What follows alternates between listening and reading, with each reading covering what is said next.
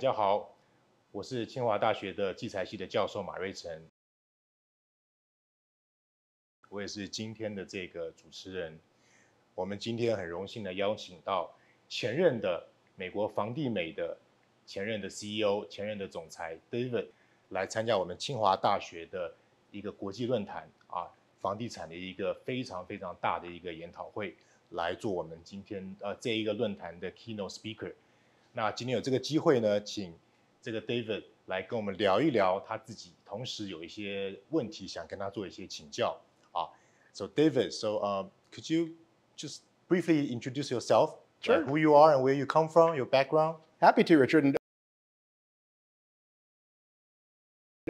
pleasure to be here and pleasure to be at Tsinghua University. And You are so welcome. Thank you for coming. Thank you. I appreciate the typhoon being here to welcome me. No one has expected that. I hope you enjoyed it. I have.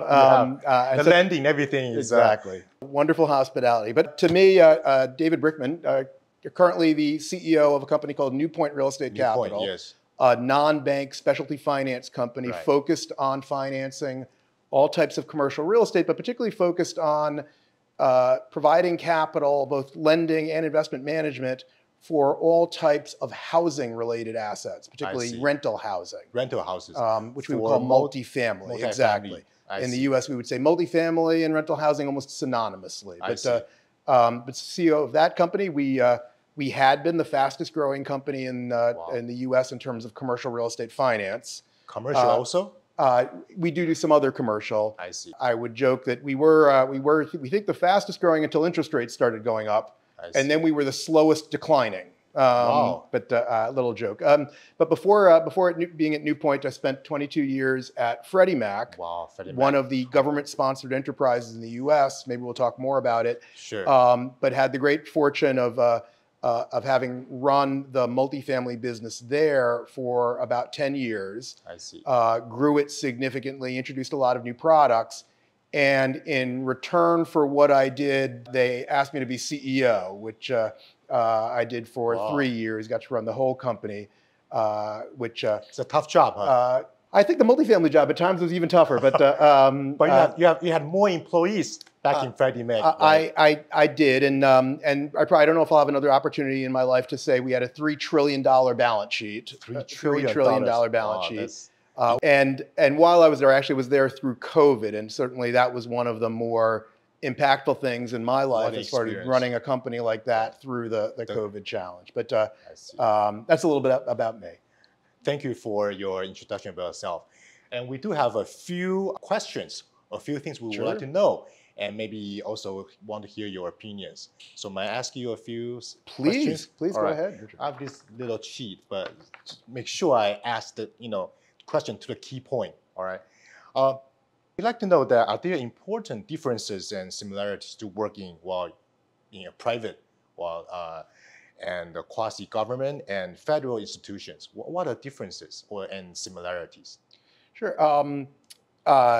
Well, I'm talking specifically about Freddie Mac. I mean, Freddie Mac, like its sister company, Fannie Mae, are really sort of unique in the United States. They're called, as I said, government-sponsored enterprises. 100%.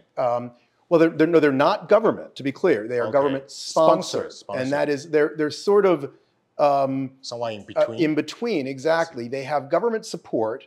Government, in the past, implicitly guaranteed the securities. You may say even now more explicitly. But they are private companies. They run privately. I used to say we had the DNA of a private company, of a commercial enterprise.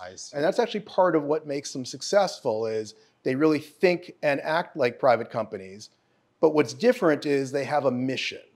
And the mission at Freddie Mac is to provide liquidity, stability, and affordability to the U.S. housing market.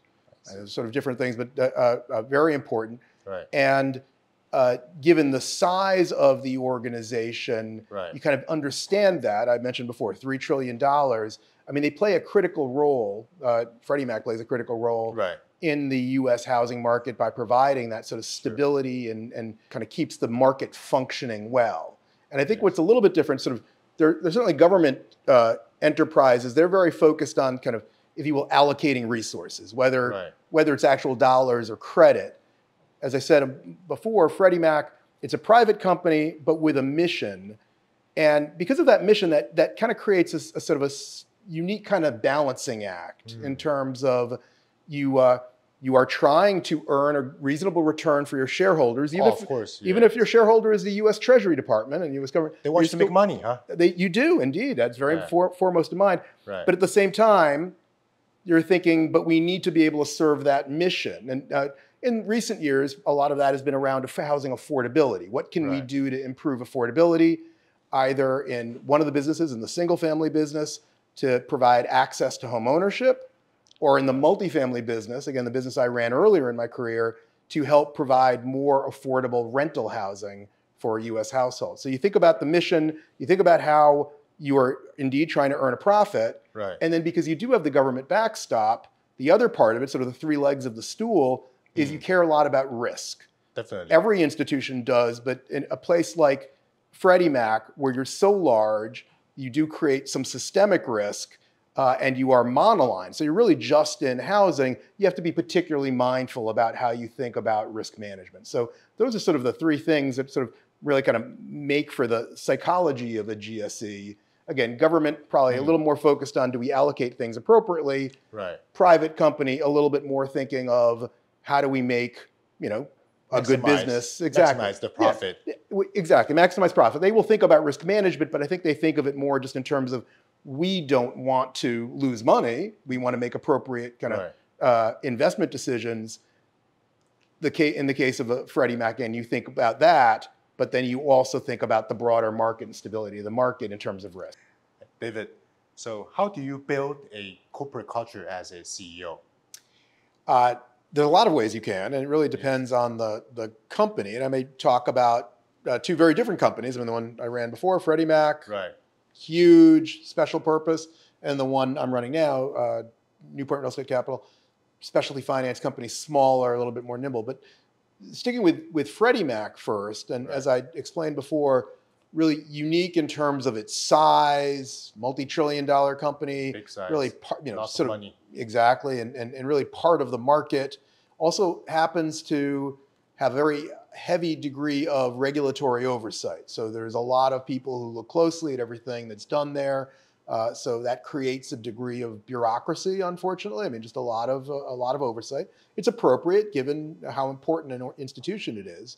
But then it also has this mission, as I mentioned before, liquidity, stability, and affordability. So to me, the key in creating and building the culture there was to have everybody understand that mission.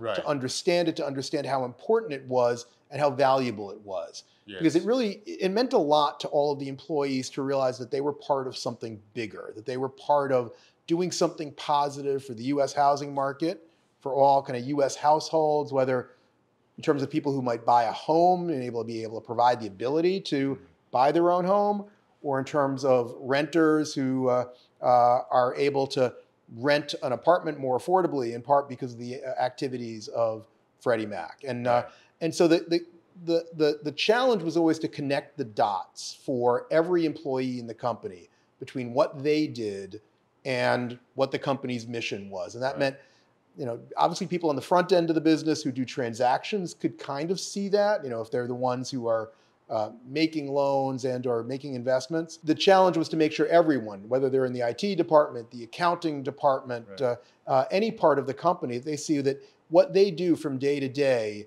is what kind of creates value broadly for the company and then ultimately for the market. And that really kind of energizes people and helps build a very strong culture. And I think we were successful in that at Freddie Mac. While also preserving the need to be innovative in terms of using the scale you had as a company to try to move the market forward. As I mentioned, again, very large, there's systemic risk, other things, but you still want to be able to kind of think each day, how can we make the market a little bit better? How can we make it more efficient? More innovative, think of new products, think of new processes, think of new technology that might make it just a little bit cheaper to process a mortgage.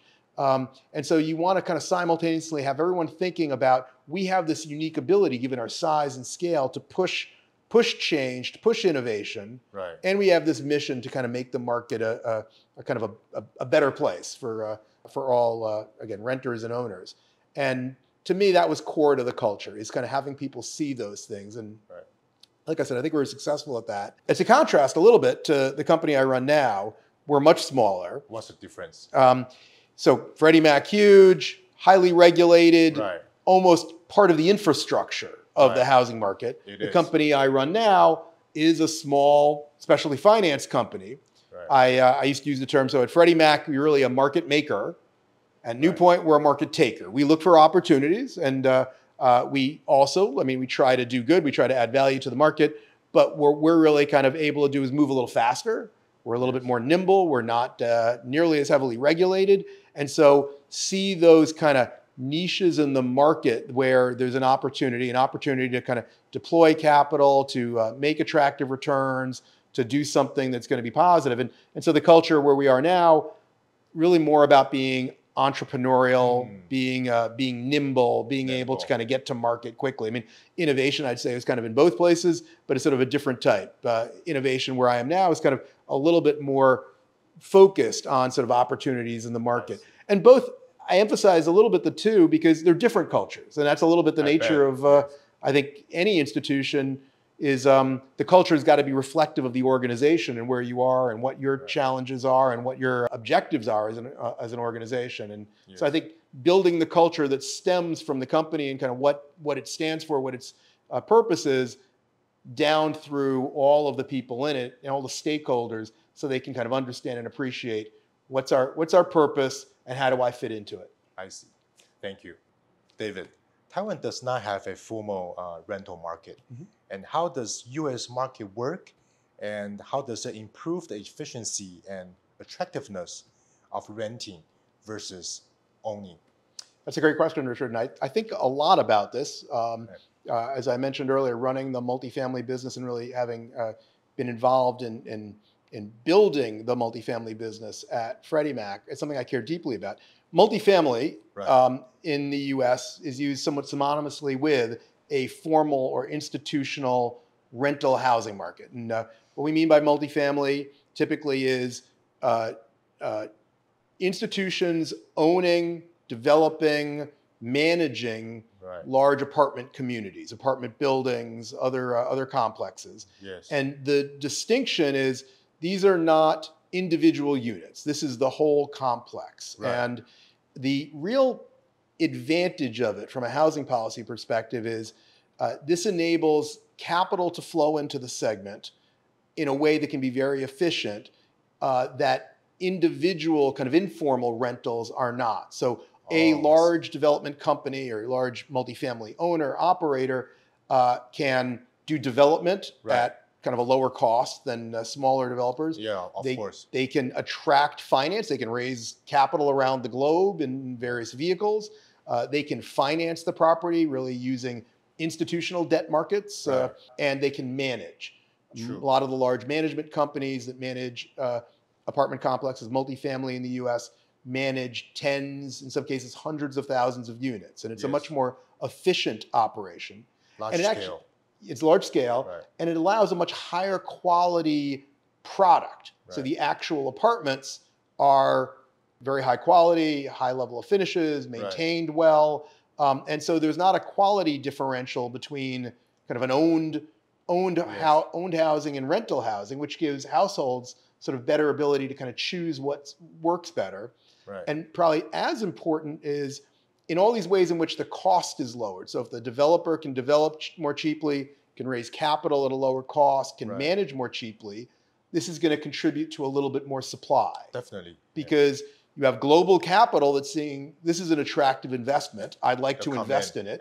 The developers are able to build, and that's what's given rise to a fairly significant increase in total multifamily apartment development in the US over the last decade. Single family development, it's increased, but it's never gotten back to the level we had before the great financial crisis. Multifamily has, and this is very much helping to counter some of the affordability pressures. I mean, there is a real affordability crisis in the U.S. in housing. In a lot of countries, I believe in Taiwan here as well, that the cost of housing is going up significantly. A lot. And rental, for a formal rental sector, formal multifamily sector, provides a good alternative to that. It creates a lot of safe, decent, and high quality rental housing. And I agree. And key to that, is suggesting is enabling the capital to flow, to really kind of encouraging that kind of development. And I think we're seeing more multifamily in other countries. I mean, it really is almost unique in terms of how large the sector is in the US, but you're seeing it grow in other countries. And I think we're going to see it continue to expand, particularly in larger major metropolitan areas where there's sort of not a major city in the world that doesn't have some degree of affordability issue. And the challenge is it's very expensive to build new. And you also need more affordable, as far as units that are affordable to service workers, people of lower income. And one of the benefits in terms of formal multifamily is you can also put in various regimes in which governments can allow people to build, but in exchange require the developers to preserve a certain number of the units as affordable. So a common thing in the US, a developer may be building a 100-unit property, they're required to set aside 20 of them to rent to lower or moderate income households. And this is called inclusionary zoning, and it really creates a nice kind of set of affordable units for those of kind of more modest incomes, so they can live in the center of the city. They're not kind of relegated to kind of much further out locations or kind of pockets of lower income, in some cases kind of poverty. And I think that's also a big part of the innovation in terms of what a formal rental sector can do.